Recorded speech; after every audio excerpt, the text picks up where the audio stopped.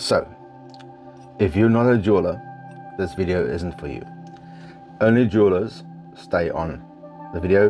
The rest of you can move on. So this is a trade secret. Everyone gone? Only jewelers? Good. Welcome. I'm the Chunky Jeweler. My name is Jan. Today we'll be looking at this stuff. If you're in a bind and you need to do a quick solder of a ring, sizing, repair, whatever the case may be, you need to use this to protect your stones and your ring and your rhodium plating. Let's see how. Okay, so first thing we need is some methylated spirits and some boric acid. So what this does, so boric acid, I'll put it up on the screen.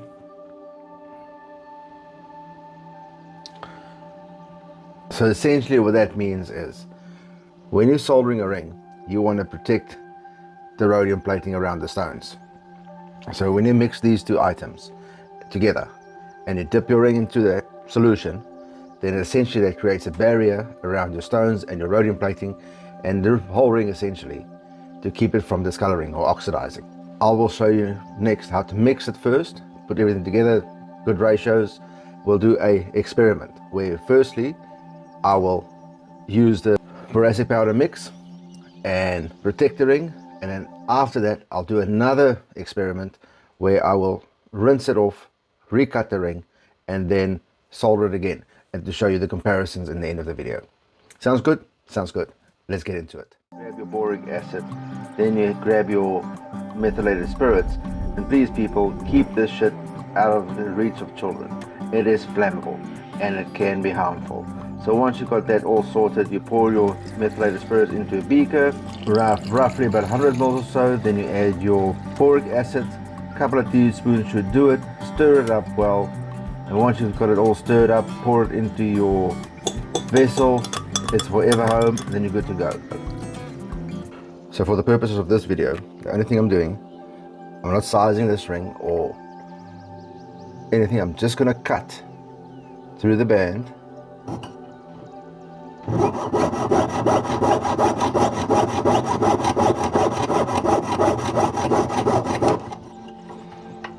So that we can resolder it essentially.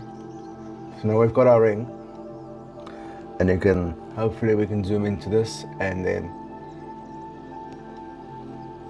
you can have a close look and we can compare the results before and after. So now that I've got my boracic mix, open it, take a tweezer. You don't have to take a tweezer. And a lot of people also just take a brush to it and brush the solution onto it. I've actually used a little bit too much methylated spirits. I might actually just pour some of this off. There we go, that's a bit better. So what you want is a nice good coating of boracic powder on there.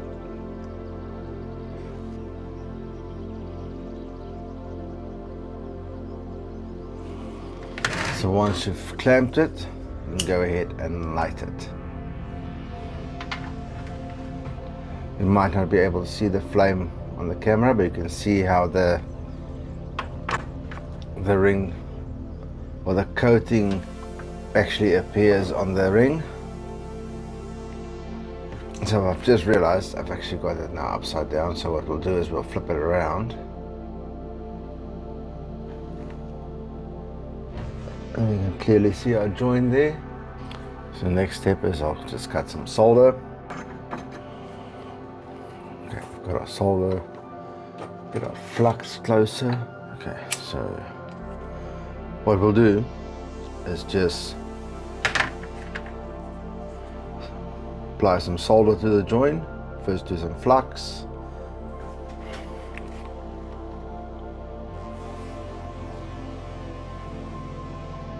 You can almost see how the heat travels through the ring by burning away the protective layer of the boracic powder.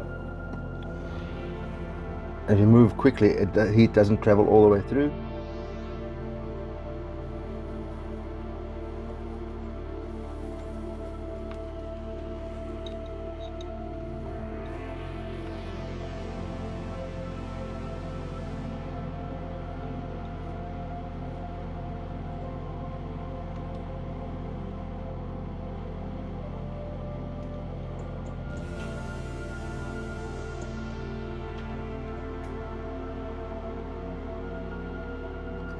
So luckily this isn't an instructional video on how to solder, because that must be one of my worst soldering attempts in many years. But it's a bit awkward trying to solder over the camera and through the camera lens. So if you can look past that, then I think we did well. Let's wait. I'll wait for it to cool down, and then we'll go and rinse it and see what we ended up with.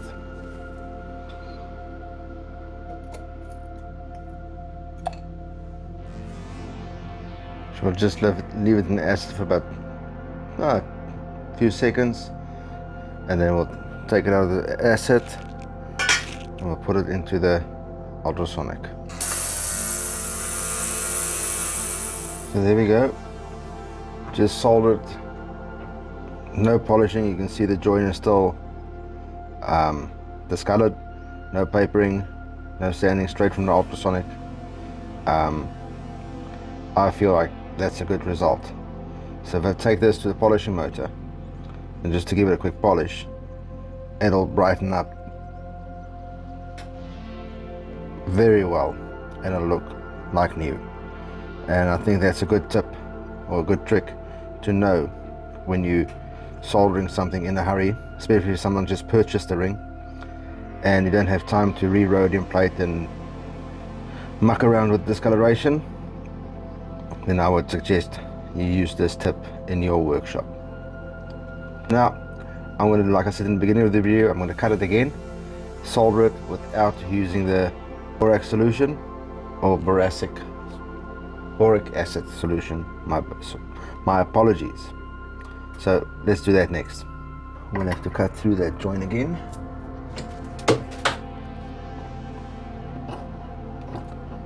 Try and get it all lined up.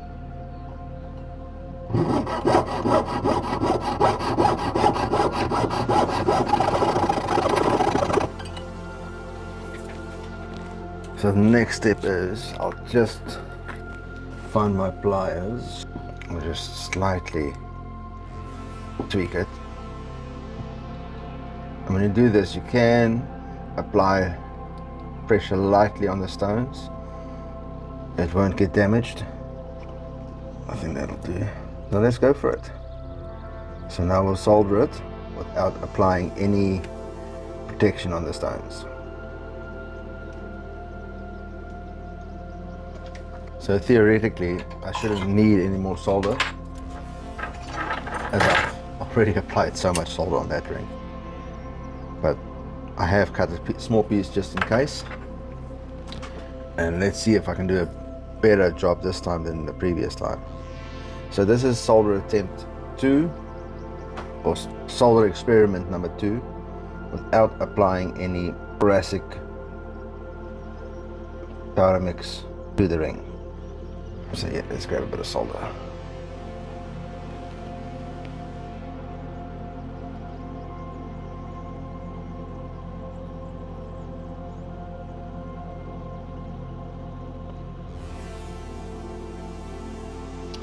So just off the bat, you can actually see how the heat has traveled through the ring and how it's oxidized and discolored around the top edges compared to the last time. There's definitely a huge difference, but I suppose the proof would be in the pudding. Once I've let this sit in the acid for a few minutes or a few seconds and then rinse it in ultrasonic, and then we'll be able to see how big of a difference there really is.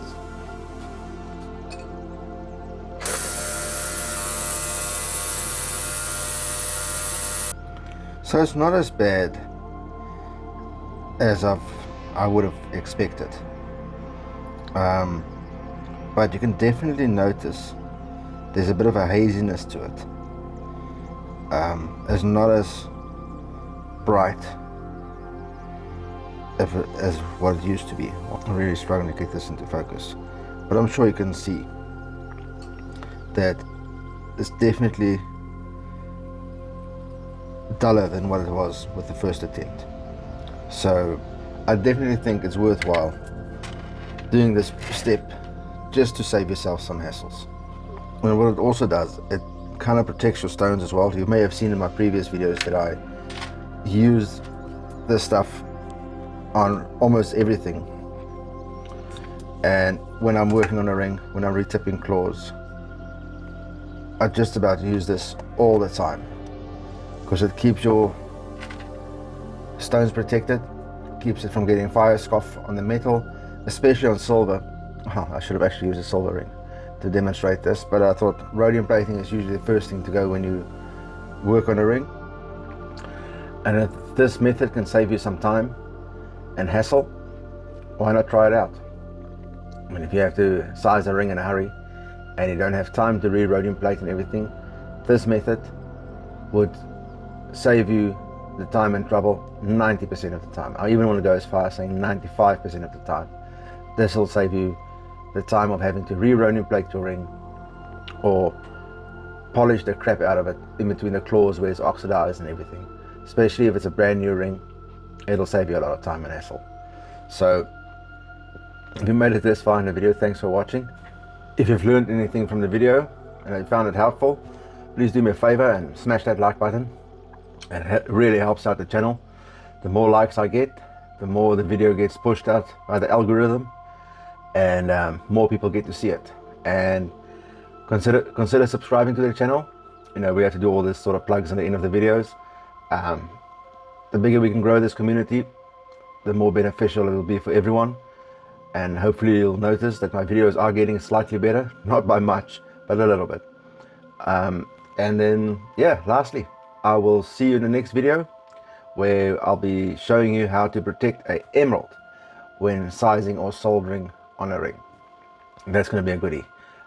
So be sure to subscribe so you'll be notified once that video is completed and uploaded.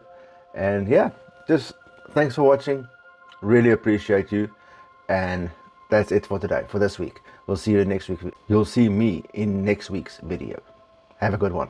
Stay creative. Junkie Jeweler out.